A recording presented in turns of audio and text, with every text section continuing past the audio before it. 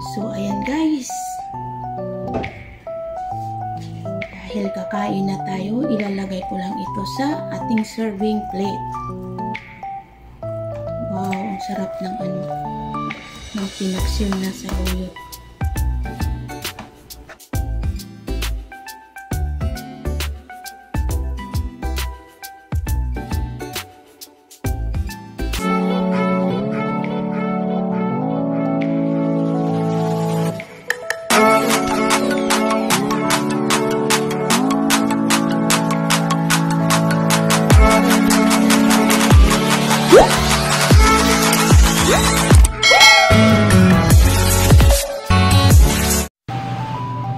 Hi guys! For today's vlog ay gagawa tayo ng pinaksiw na saluyot. Tas lagyan natin ng pritong tilapia. So ito yung kailangan natin guys. Ito yung ating bawang, sibuyas, kamatis, mayroon tayong patis, din yung ating suka. Yung ating himay-himay na nasaluyot, malinis na yan, nahugasan ko na yan. So, bago natin prituhin yung ating isda guys, itong tilapia, lalagyan natin ito ng salt para may lasa yung ating isda. So, ayan guys, lagyan na natin yan ng salt.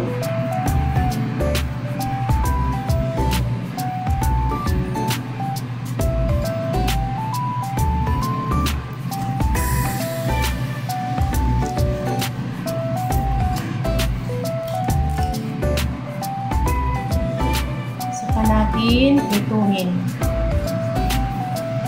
So, ayan guys.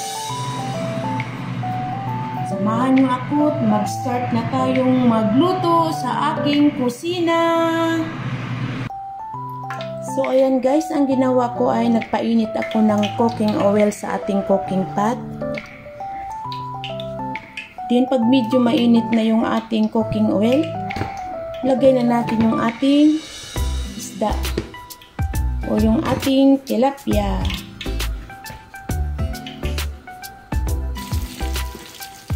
So, ayan guys, dahil nainit na yung ating cooking oil, nilagay ko na yung ating tilapia na isinawsaw ko muna sa harina.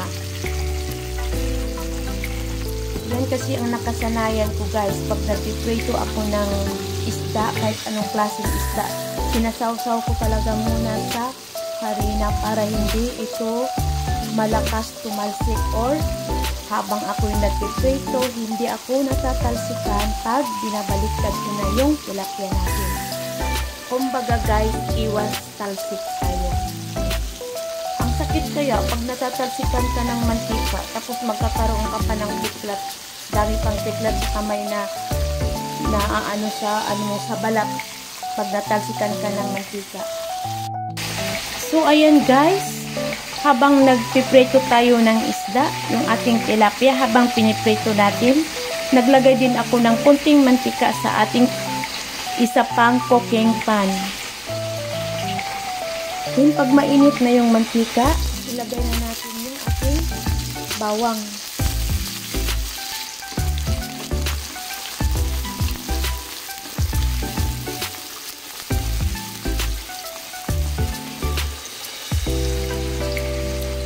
Then, isunod ko na rin yung ating sibuyas or onion.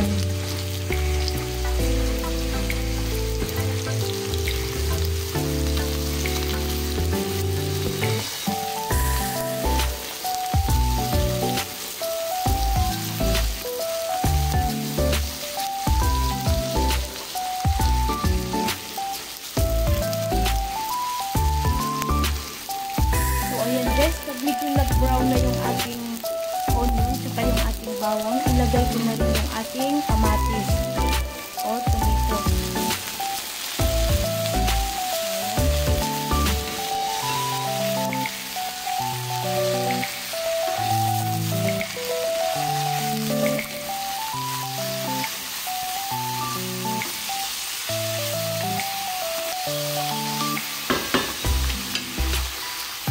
Then, takpan natin ito guys.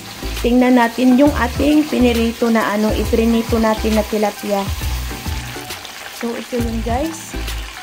Ngayon, dahil nag-brown na siya, o luto na yung ilalim, pwede na natin itong babalik-balik. Wow, ang ganda ng ng tilapia. Hindi siya talaga dumikit. So, ayan guys. Kung ayaw nyo rin magdumikit ang tilapia na piniprito ninyo or isda, isaw-saw nyo guys. Subukan nyo isaw-saw sa harina yung yung isda ninyo bago nyo ito prituhin. Tingnan natin yung ating iginisa na kamatis. Saka yung sibuyas, bawang. Maglalagay tayo ng patis guys. Patis or fish sauce.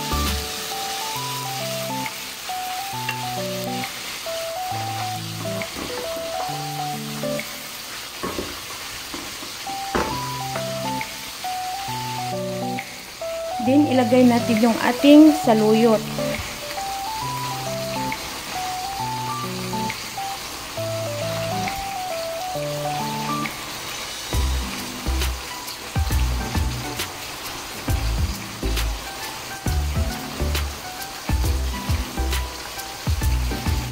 So, ayan guys, nalagay ko na yung ating saluyot. Takpan natin ito. Yan, huwag kayong mag-alala guys. Dahil mamaya kukunti yan. Sobrang dami yung saluyot natin dahil marami kami dito sa bahay. So ayan guys, habang pinapaluto natin yung ating saluyot, tingnan natin yung ating piniprito na isda. So ito na yun guys. Luto na rin yung ating pinirito na isda. Hanguin ko na ito sa mantika.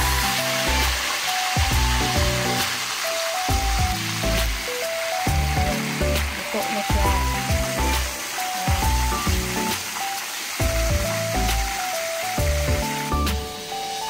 So, ito na yun guys. Isit aside muna natin ito.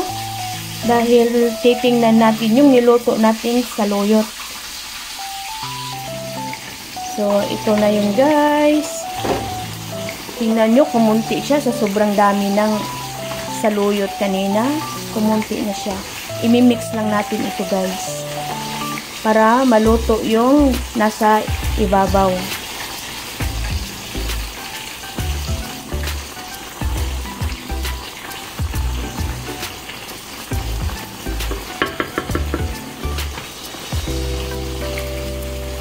Then, maglalagay tayo ng vinegar or suka. So, ayan guys.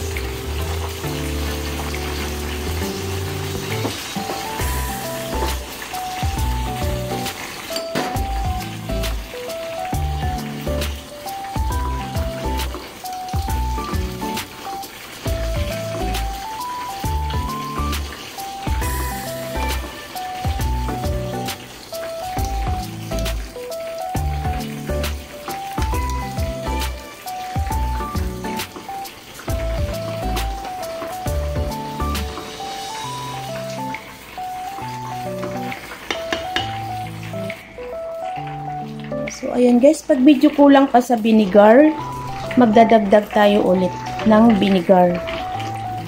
Dahil tinikman ko, parang medyo kulang pa siya. So, ayan. I-mix lang natin ito.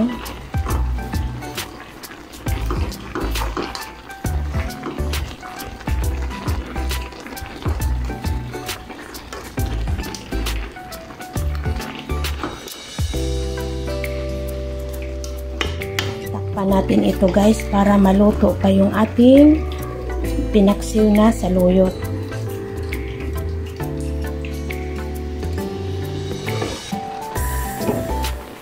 So ayan guys, kunting kimbot na lang, maluluto na yung ating pinaksiw na saluyot.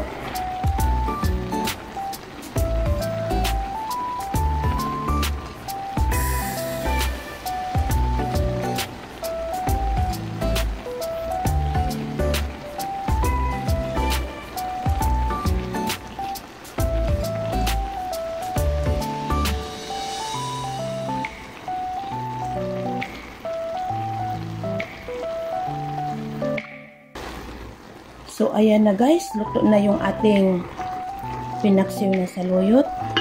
syempre, para mas kumpleto yung ating pinaksiw na saluyot, ilalagay na natin yung ating pinirito na tilapia. Ipapatong ko lang siya dito para mas masarap yung ating pinaksiw na saluyot. So, ayan guys. Wow, ang sarap.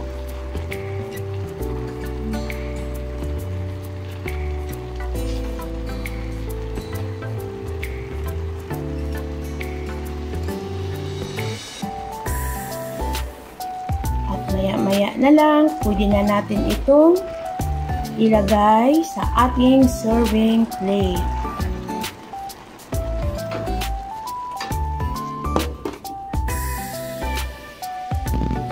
So, ayan guys. Dahil kakain na tayo, ilalagay ko lang ito sa ating serving plate. Wow, ang sarap ng ng pinaksiw na saluyot. Kuha lang ako guys para sa ating ihahain sa hapagkainan.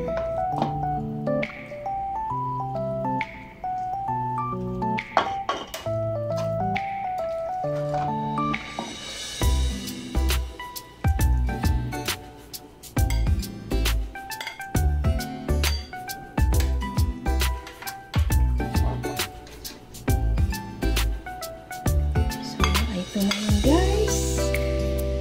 Tara na't samahan nyo kami para kumain sa aming masarap na tanghalian.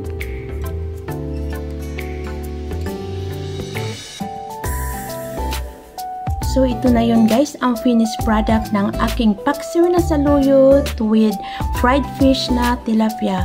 Sana guys, nag-enjoy kayo sa recipe ko ngayong araw na ito at nagustuhan nyo. At huwag kalimutang mag-subscribe sa aking channel at i-click ang ating notification bell para updated kayo sa next video ko. Thank you for watching guys and see you for the next recipe. Bye bye!